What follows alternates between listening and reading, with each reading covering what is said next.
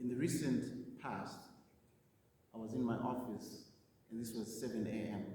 That's kind of an early start, isn't it? And I was sitting, just preparing for the day, and the phone rang. It was the receptionist, Josephine, telling me that there were 2 distinguished guests waiting for me at reception, which is very unusual for 7 o'clock, given the fact that it didn't appear on my calendar. So I then went on to ask who they were, and it turned out to be one of the former board members of the company, who was very synonymous with affluence and abundance. And he was someone of a high stature that we all looked up to, especially when we were junior staff. And he was at reception at 7. Kind of strange time for him to come, especially unannounced. So because of the significance of this individual, I was speaking to Josephine standing, and I said to Josephine, I will personally come down and take him to my office, which I did. And when I got to reception, the former board member, chairman, was sitting there with his wife, and I was very much excited to see him. So obviously we went to my office, and as we settled in my office, the obvious and logical thing to do is offer someone a beverage or some tea. But by just looking at the former chairman and board member, the thing that only came to my mind was offering something to eat. That was the only logical thing that came, of which we delivered. We gave him something to eat, and it saddens me to say they didn't eat the food, they consumed the food. And what really made my heart sink is, throughout that time, as they were consuming the food, the wife packed away some of it in her bag. And as I sat there, my heart sank. And very quickly we got to the gist of why he had come to see me. And he had come to see me to ask for some beverages, because his daughter was getting married. And it's very difficult to reconcile. Someone was synonymous with affluence coming now early in the morning to ask for beverages for the daughter's wedding. We obviously delivered on that. But in my heart, I was trying to reconcile how the former chairman ended up where he was. I'll tell another story. We went through a restructure in the company, a major restructure, and as you know, when you do restructures, there are always casualties, people who lose their jobs. And unfortunately, with this restructure that we did, some of the most senior, high-performing individuals were to let them go. And one of the individuals who was actually an outstanding performer who were to let go was actually shocked because it happened very fast. And in all the negotiations, discussion on separation packages and all that, were very generous given his loyal service. But he came with a very unusual request. And this request was, can I stay in my office for 3 more months? Because I'm finding it difficult to reconcile with this new world. I was not prepared for this. Again, going to HR and sending that message is something that's very difficult, because HR says, that's going to disrupt the system. We don't know how to do that. But again, deep in my heart, I felt I had to do something. So we cut a deal, and I said to him, you can stay in the office for a month, but on a couple of conditions. You don't walk around, you don't come to the canteen, you don't interfere. You come in, stay in the office. I've never seen a man that happy. He was not as much happy about money, but he was happy about the time I'd given him to stay in his office and figure things out. The 1 month passed and everything went exceptionally well. He didn't break any rules. And then 2 weeks later, I decided that I just needed to go and see him. So I rang him up and I said, I'm going to come over to your house and meet you. So I went up to his house, and it was early in the morning, around about 8 o'clock. So I showed up, he opened the door, and he was dressed up in his suit, the way he normally ordinarily would be dressed up. And he took me to his veranda, his porch, and we sat there. The minute we sat there, he says something that was deep from his heart. He says, Lionel, I wake up every morning and I do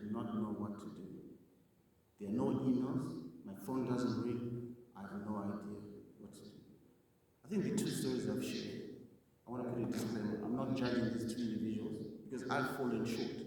The one story talks about money, the other story talks about time. But as we look at these issues, as we look at Advent, as we look at this new year, we live a very crazy life. We've got so many storms, financial storms, school runs, you name it. We live very hectic lives. And I think what we're being called upon is that we need to stop and take stock of where we are as individuals.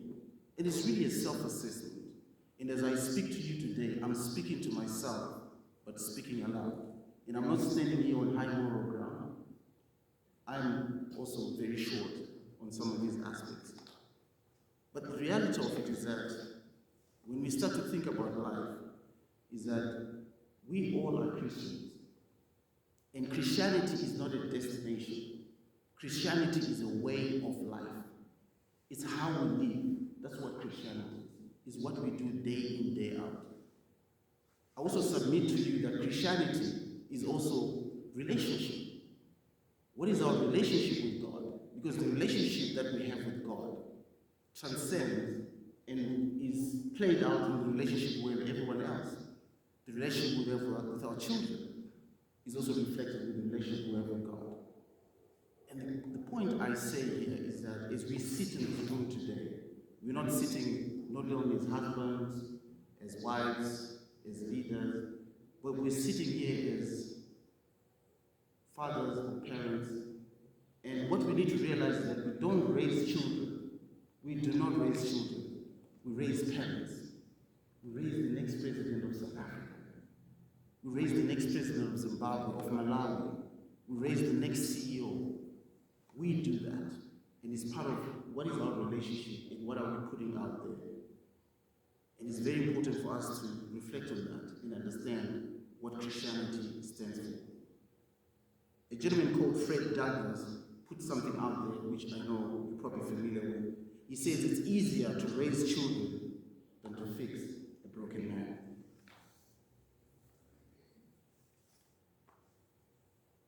As we pursue all these aspects,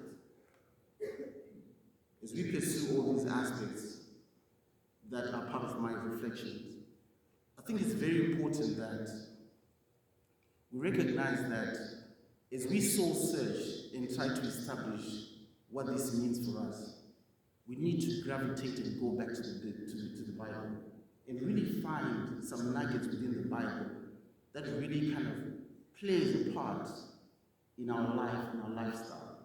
And what I've done is pulled out a couple of items that I want to unpack and speak about them, because I think that constitutes what makes a lifestyle of any individual, especially as we look at the new year. The first one is really around ownership. I think it's very clear in the Bible that everything on this earth is owned by God. Everything. And as such, when everything is owned by God, us recognizing that everything is owned by God is a very good starting point for us to learn one critical element, which is contentment. Because when you understand that everything is owned by God, then you have contentment. We are called upon to be stewards of what God owns. We are the managers. And here's the reality. What you mismanage, you lose. There's also a caveat which is there, which is in Philippines as well, which says, test me and I will provide for you. So what means is that as we harvest what God has given us, all he asks for is 10% of what he has given us in return, and 10% of the best harvest. So we are being asked to be stewards who are trustworthy and handle what God has given us. The second aspect, which is of relevance, especially in South Africa, is an issue around debt.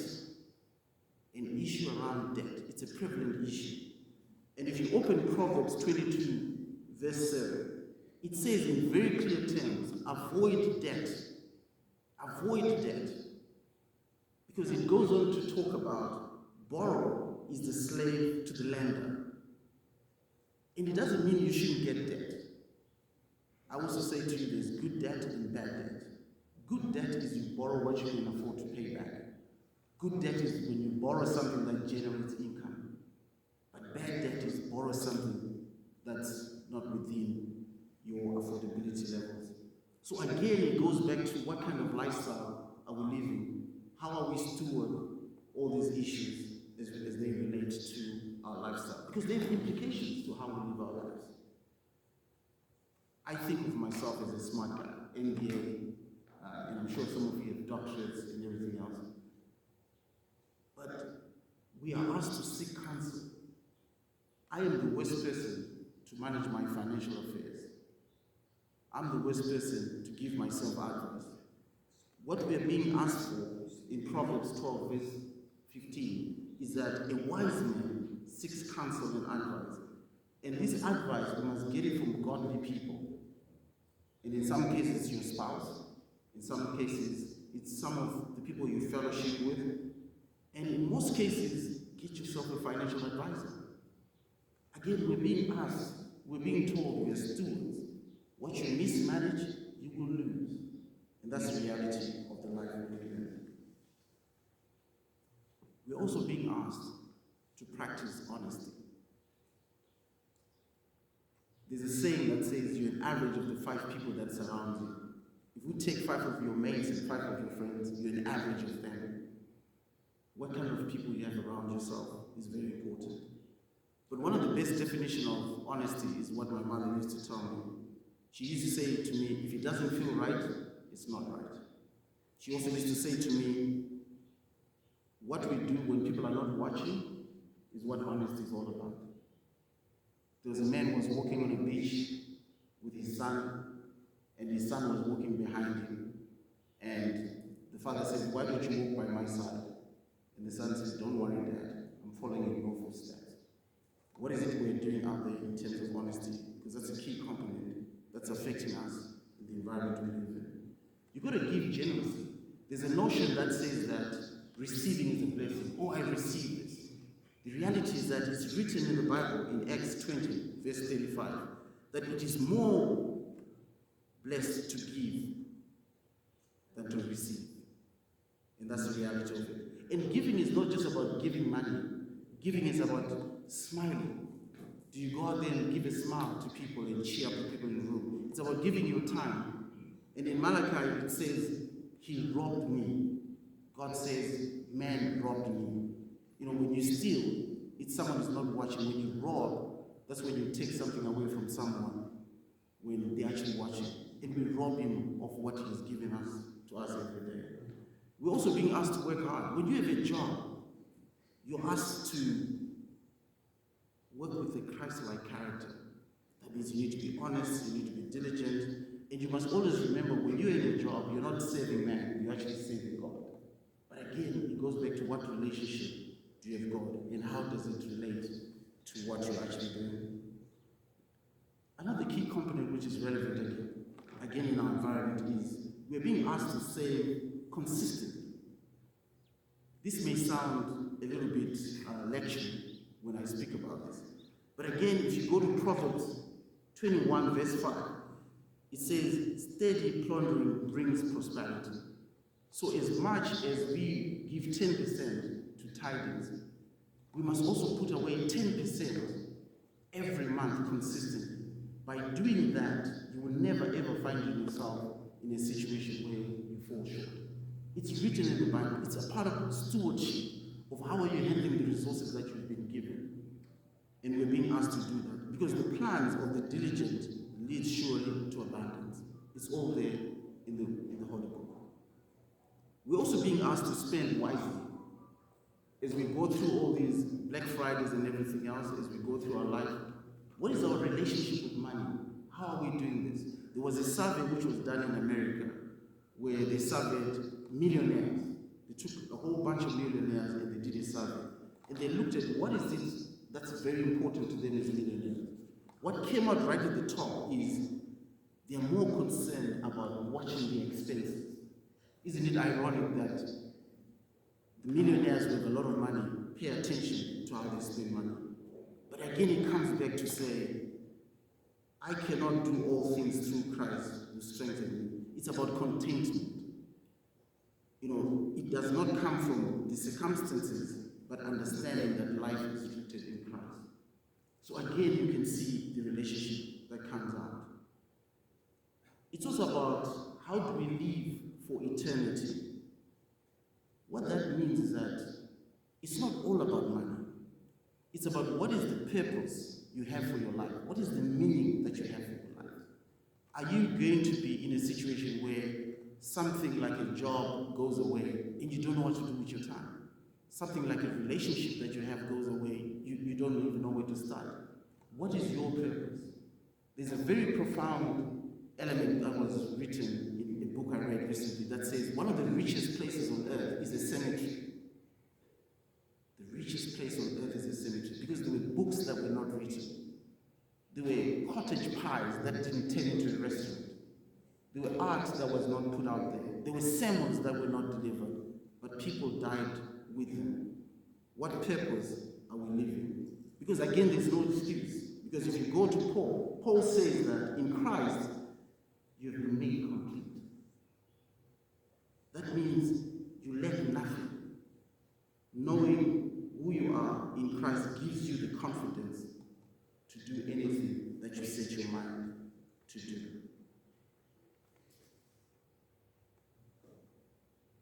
When we start to think about all the perspectives I've shared with you, there are two extremes. There's one extreme where we have abundance.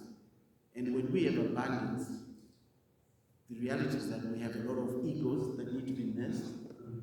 And we also have this obsession of wanting more. We want to buy, the greed that we have is a little bit excessive. And we're always wanting more. On the other hand, you have an element of scarcity.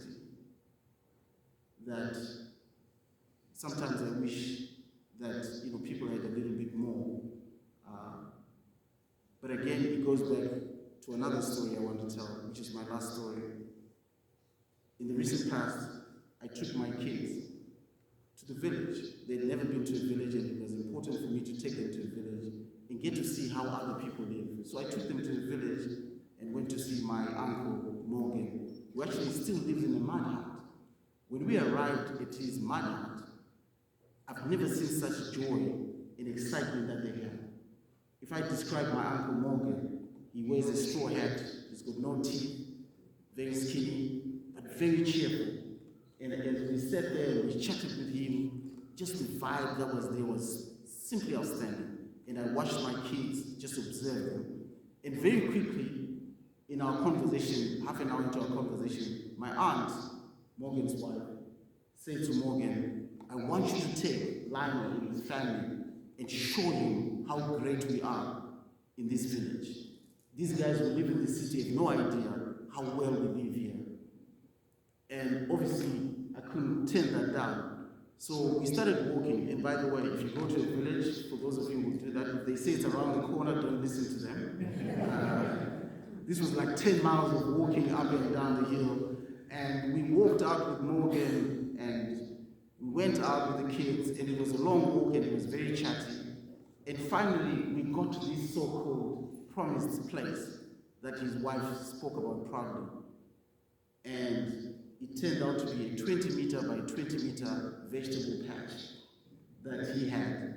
And he quickly raced to this vegetable patch, and he pulled out a cabbage, and he held that cabbage.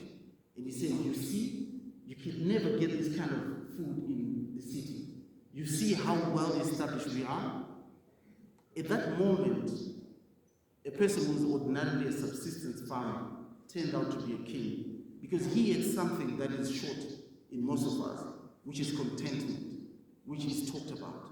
But the joy and the vibrance that he had, the satisfaction, the gratitude that he had, was nothing comparable to anything I've seen. And it actually impacted me and impacted my kids to see someone so jovial and all of that. It takes me to what Philippians mentioned in verse 4, that says, I've learned the secret of being content in anything and every situation. So I submit to you today that between scarcity and abundance, in between is a sweet spot where we all find peace. I wish you all peace and prosperity as you go into this new year, and hopefully this has been meaningful to all of you. And the Lord bless you.